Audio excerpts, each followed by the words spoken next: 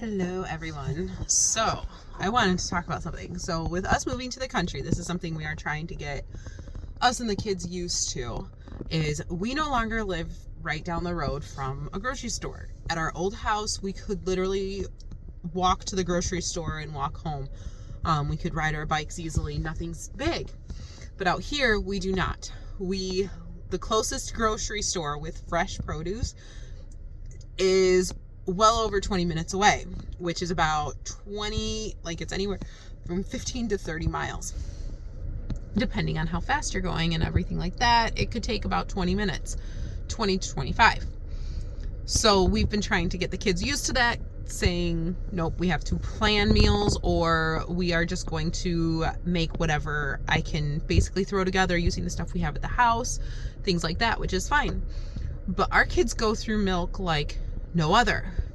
I could buy 2 to 3 gallons of milk and they could eat it all or drink it all in a week. I could also buy 2 to 3 gallons of milk and they might not drink it all and it goes to waste. So milk is one of those things where it's like, yeah, we need to buy milk. Okay. But bonus to where we live right down the road from one of the best and largest dairy farms in our state. So we literally can drive 5 minutes to get the milk that we need for our house. So that's what we do. We pick up milk from this place. Now it is a little bit more expensive than if we go to a grocery store in a different area, but also this milk is a lot fresher. They literally milk their cows, pasteurize it, and bring it to their store.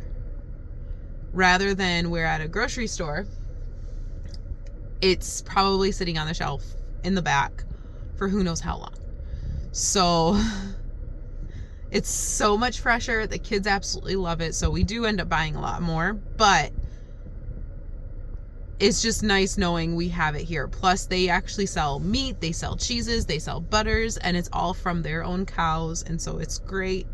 I don't mind spending the little extra money to support them because they are our local dairy and they have really great stuff.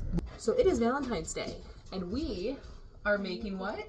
Friendship Amish bread starter. So Amish friendship bread starter, and I'm doing it with my little Valentine here, one of my many Valentines. So we're starting out with 1 packet of active dry yeast in a 1/4 cup of warm water. We have in this container, this is going to be the container we use because we try to avoid plastic in this house. In here we have 1 cup of sugar and 1 cup of flour, and then we also have what? 1 cup of milk. Alrighty, so now what do we do? Do we pour in this one or this one? No, we pour everything into here. Now when you mix this, you don't want to use any metal in this one.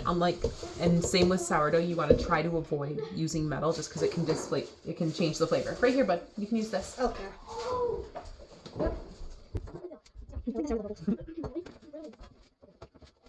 And you just stir that together, and then we're going to add in the yeast mixture.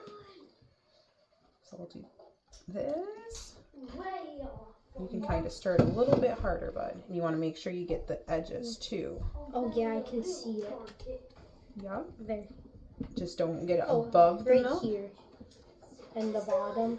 Yep. And you just mix this together. Now I actually have, there you go, you can keep going, bud. I actually have containers that I usually use for this, but with us moving recently, I haven't been able to find them yet. So when we find those, we'll probably transfer this over to the different other containers. But what do we do with this, bud? Because you're the master at it. So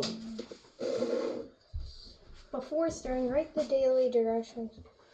Do not use mouth and tape. Oh, that's basically for the first 5 days, all you do is stir the mixture. If you have it in a plastic bag, all you do is kind of mash the plastic bag together. This is when you put it in the bag. Yep. On day 1, you do nothing, and then you mash the bag.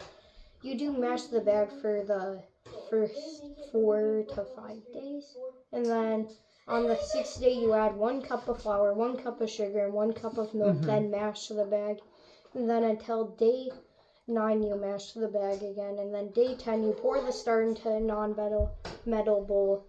and add a half a cup of flour, half a cup of sugar, and half a cup of milk. It is, but it's Oh, kind this of looks cool. similar to other things. But right now we're just mixing everything together and then just let it sit. And then tomorrow, since we aren't using a plastic bag for this, we'll just stir it up a little bit. But we definitely will need to find our other containers because they are larger so that we can do this.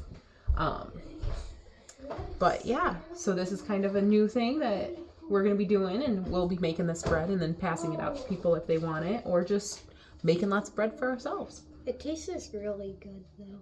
So, and then we'll also be starting some sourdough soon as I find those jars though, because I kind of want those jars. We looked all over for it and couldn't find it. But yeah, we looked everywhere for those jars, so We looked everywhere in the house. we'll find them at some point. Yep.